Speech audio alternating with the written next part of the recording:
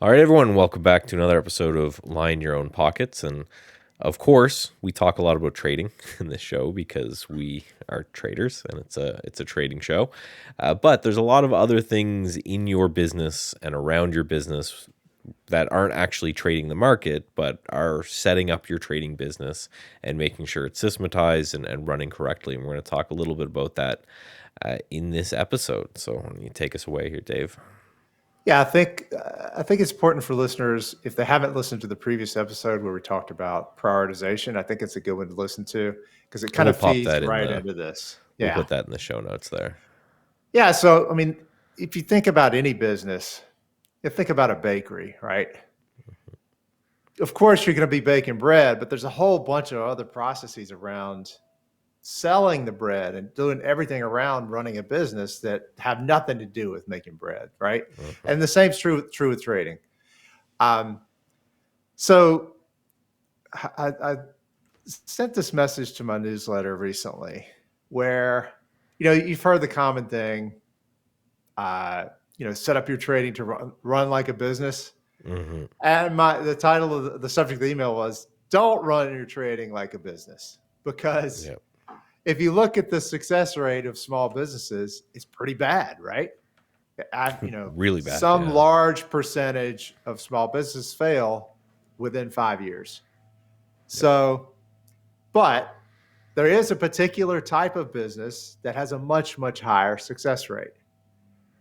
And I think we've talked about this before. You probably go ahead and say Well, what it is, Mike. well, I read the email too. So yeah, you're Yeah. talking franchises and things So like it's a franchise. yeah. It's a much higher success rate. And you think about it, the owner has specifically removed themselves from the day to day running of the business. Mhm. So to do that, you basically have to systematize everything. Otherwise, there's nothing to sell. There's nothing, no franchisee would want to buy it if there's no playbook. Like there's Right. no, but when you're a franchise and you systematize it, you basically are selling the playbook for running the business.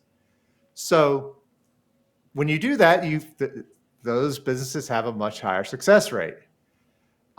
So you should be treating your trading business like a franchise rather than what most traders do, which is just trading it like a business where you're intimately involved in every process. Mhm. You know, uh, you should be automating as much as you can to remove yourself from the day to day running of the trading business. Well, and yeah, automating for sure. I think documenting is another huge thing. I've been thinking a little bit about that as well. Like a lot of business will have what they call key man insurance, right? So say you're the guy and the whole business is it's a personality brand or something like that, and it's kind of think of like I don't know, a Gary V or one of these guys that I'm sure has hundreds of people, but working for him, but it's only him that people really care about. They'll take out insurance on that person because if that person is knocked out for a period of time, a couple months, the whole business could fail. And I was thinking a little bit about that, and of course, right, not from the insurance side of things, but what happens if I had to take a couple weeks off? Could I? Yeah. Do I have documentation that's simple enough that the wife could sit down and right set up the things and hit the buttons, maybe not to run the full ship, but enough to kind of get by like a skeleton crew kind of operation. Mm-hmm. Yeah, I think that's a good way to think about it. And for my trading, I don't have to turn anything on. Like everything is started automatically. So Hmm. if I did get hit by a bus, it would continue for some time. Um, I guess I should probably think about what would happen there, but yeah, it would definitely continue for some time. So, but but part of the process of getting to that point, you're going to make yourself a lot better because what you'll end up doing is you'll automate the stuff that's not fun, Hmm. that you're not really providing value for, and you're creating space for yourself to work on the really hard stuff that's really going to move your business, creating new strategies. So, the other important thing that it will allow you to do is just the process of doing this will make it such that you can hire somebody, a junior trader, maybe an intern, Hmm. and it's a lot more turnkey than it otherwise would be. Like a lot of the traders I work with are uh, thinking about how to scale their trading business. You know, what are the next steps? They can see the ceiling that they have for themselves, and they're trying to figure out how to scale their business. Um, One guy who prefers to remain anonymous, he's got a team of quants and developers. He's got like probably 3 or 4 guys that he's hired to help run his business. So, and when you make that step, it's really hard to figure out what you're going to have those people do, especially when you're a one person business. You've you're the man, you've done everything. If you don't have stuff systematized really well, it's Hmm. really like you're pretty much trying to create a carbon copy of yourself. And it's just going to be really difficult to have another person be productive in what you're doing because they're not you. But if you have processes, procedures in place, it becomes more like a franchise where you're giving them a book and you've thought through, okay, here are the things that you can do that will help me, um, that will free up my time so where I can work on some higher level stuff and really grow the trading business.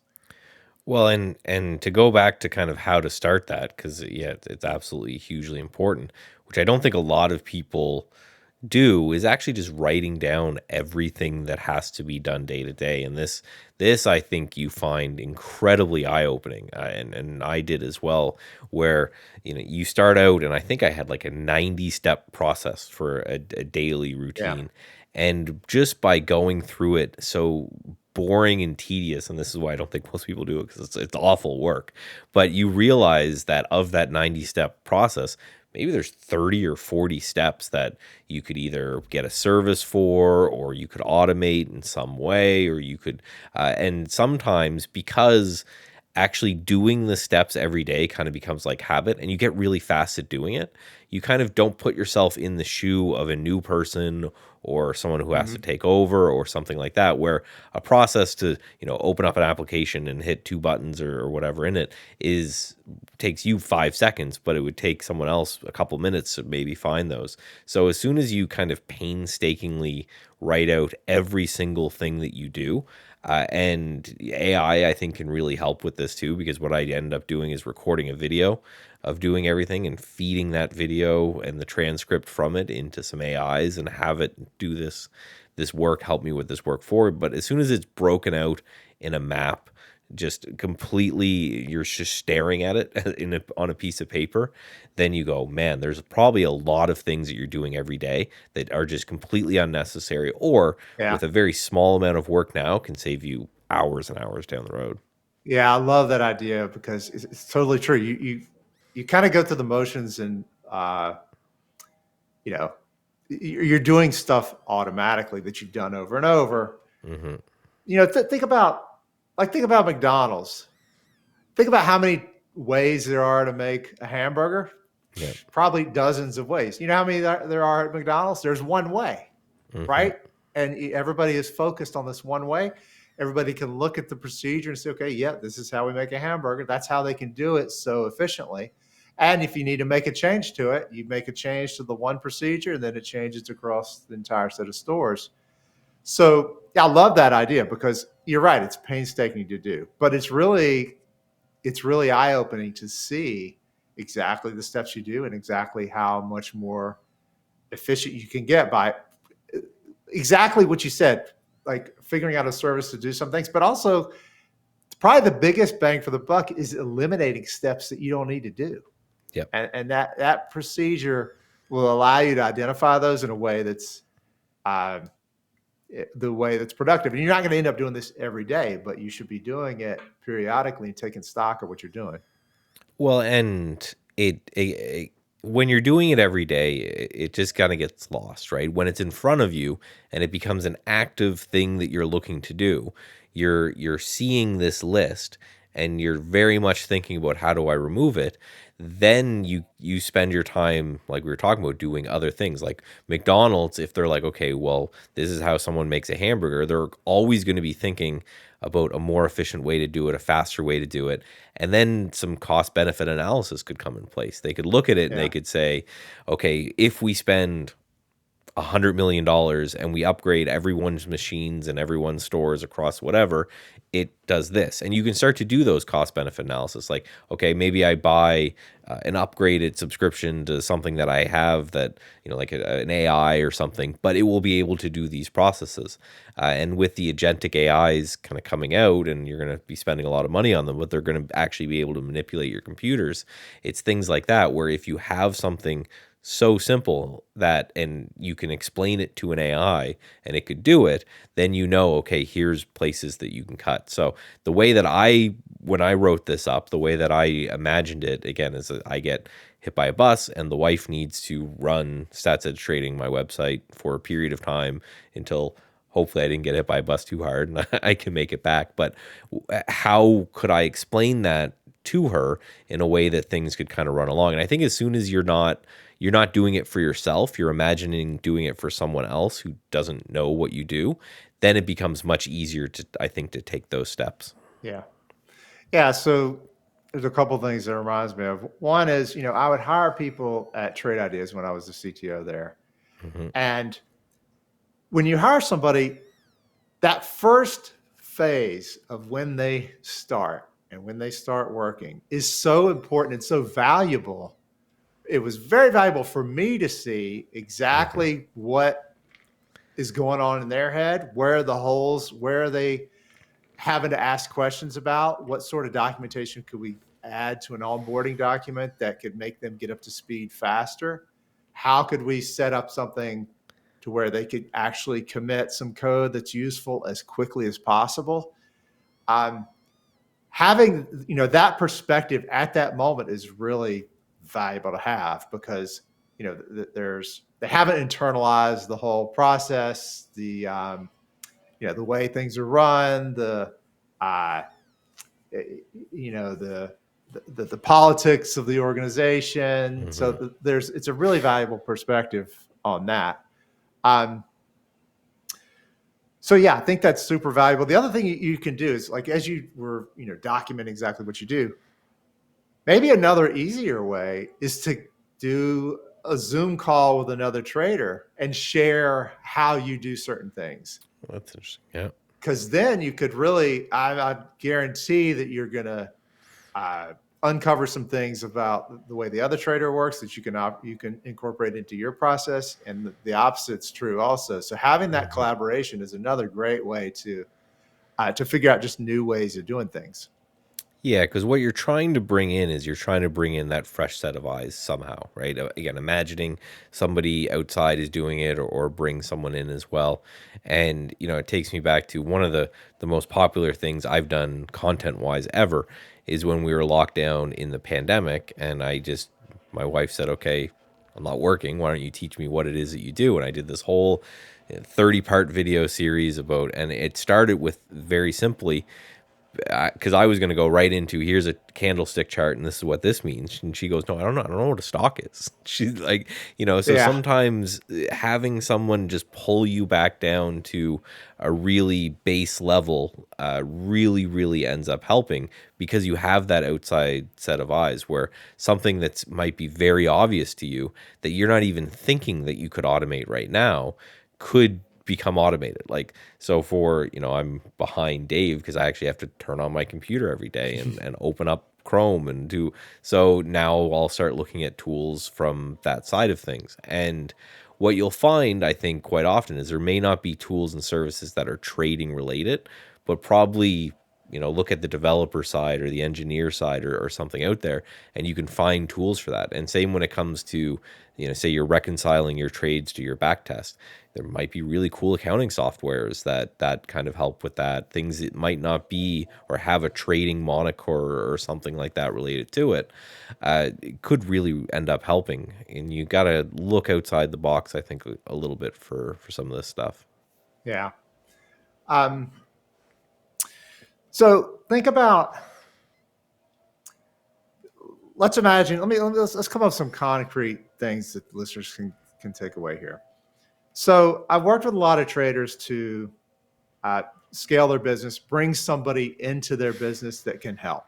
And Hmm. there, one of the initial hesitations there is they don't want to share their edge with a new trader or somebody that, another trader.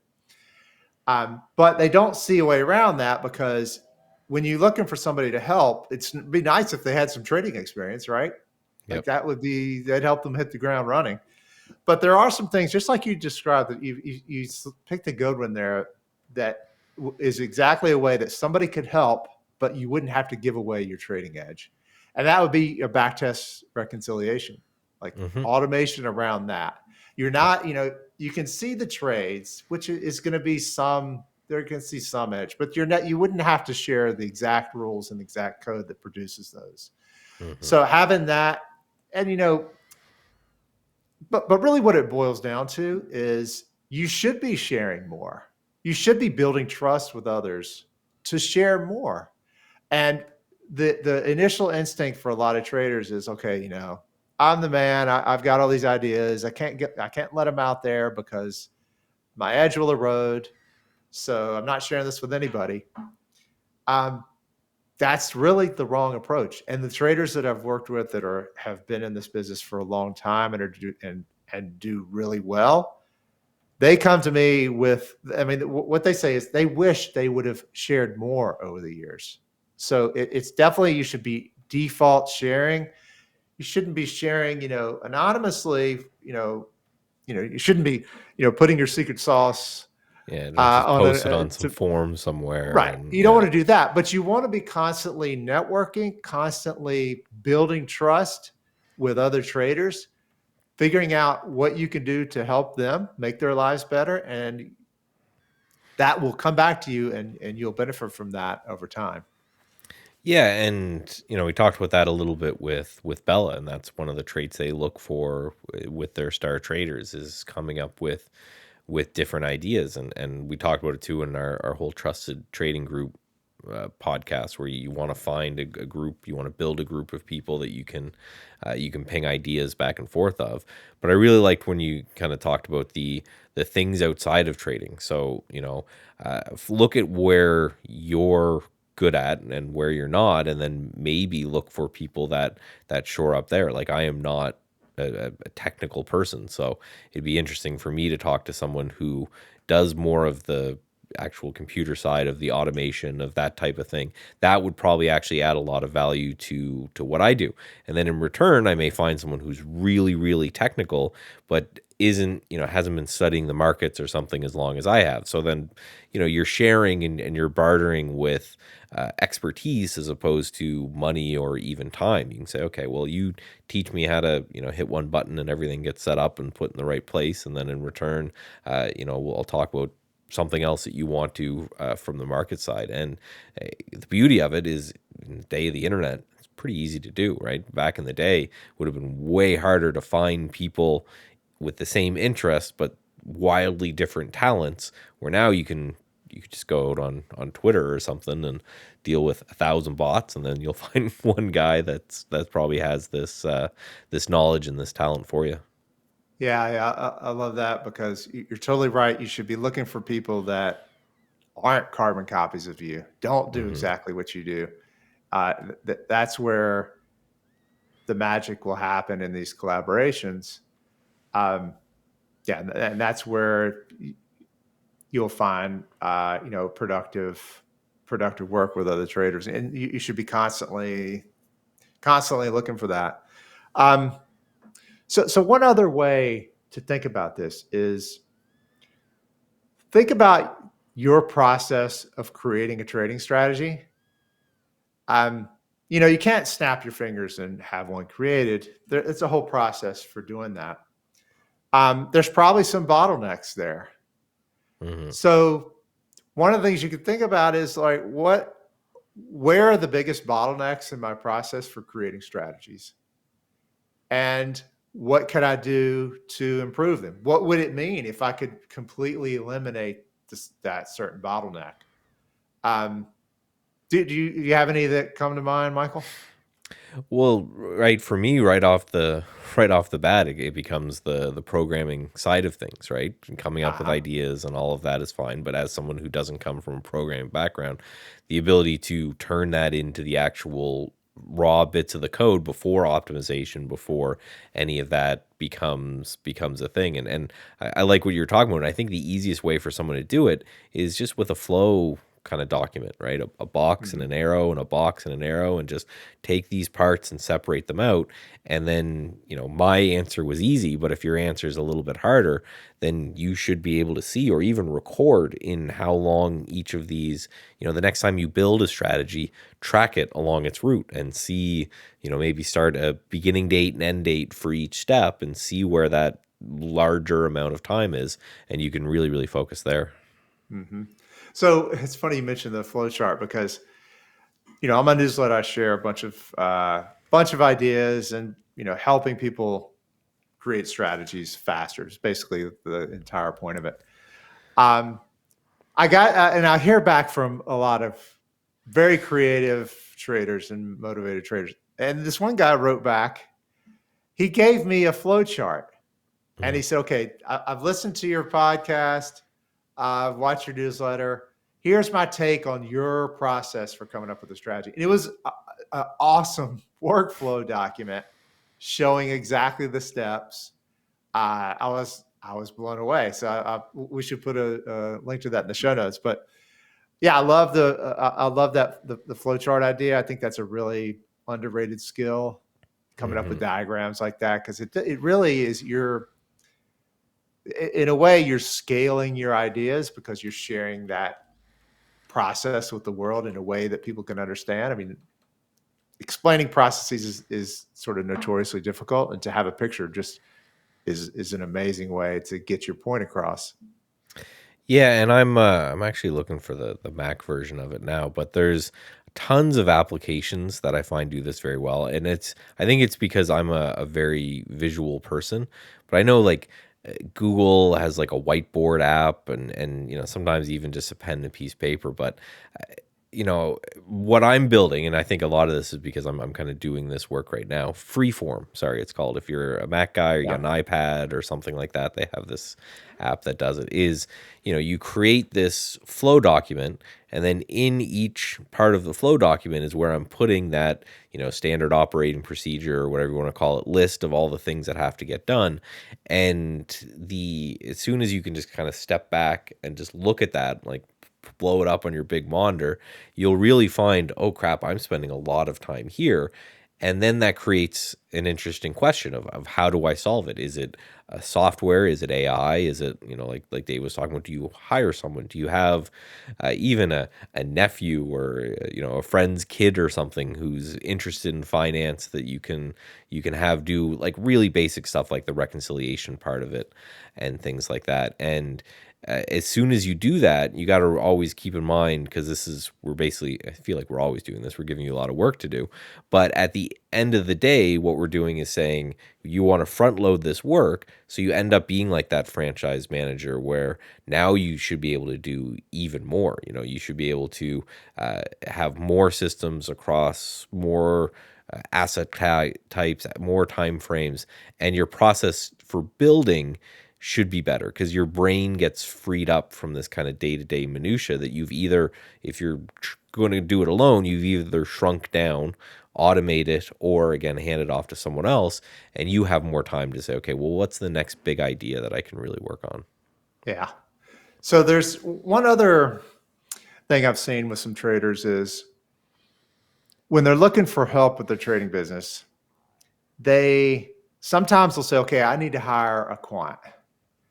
And you have to be really careful about doing that, because what I don't want traders to do is fall into the trap where um, they're basically outsourcing their most valuable skill, Hmm. which I don't think you want to do. I think you want to keep that in house, but there's a whole lot of other things you can outsource in a way that makes sense. Now, you can hire a quant, but what you want to be careful about is setting up your collaboration in a way that uh, you're not like looking over somebody's shoulder and they're spoon feeding you the strategy. You Yeah. want to really learn from and have them help you in your process for creating ideas. You don't want to, it's so easy for a lot of traders to fall in that situation where they're just, blindly following what somebody else does. Like you're basically in a guru situation there where Hmm. you're not really doing it for yourself. So you want to be careful about these collaborations, and you don't want to like, outsource the whole thing. Like you want to keep what's really valuable and outsource the other stuff. That way you can it's like I said, it's turnkey when you want to hire an intern. Like it becomes really obvious what you're going to give them to do in a way that's not just them doing busy work. It's a way that's actually going to help you and scale your business so you can go into the future and make continue to increase your equity curve over time. Well, yeah, because if you're outsourcing the idea creation, you're essentially just recreating the same problem you were just trying to solve, just with someone else. Yeah. And so now it's okay. What if that guy gets hit by a bus, and he's going to be way less motivated to come back and build and create and do new strategies because it's not his business, right? So the last thing you want to do is recreate the same problem that you just helped solve, but just with someone with way less motivation to do what you want to do.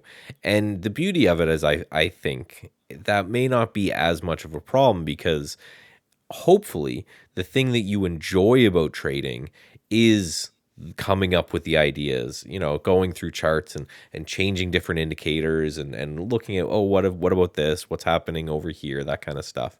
If that's not the part you like, I don't think you're going to be here for a while. And then think about all the stuff that you don't like. For me, I hate like all the accounting related, right, reconciliation, right, trade journaling kind of things. So naturally, I hope it falls into the things that you're outsourcing are the things that you don't like doing anyway.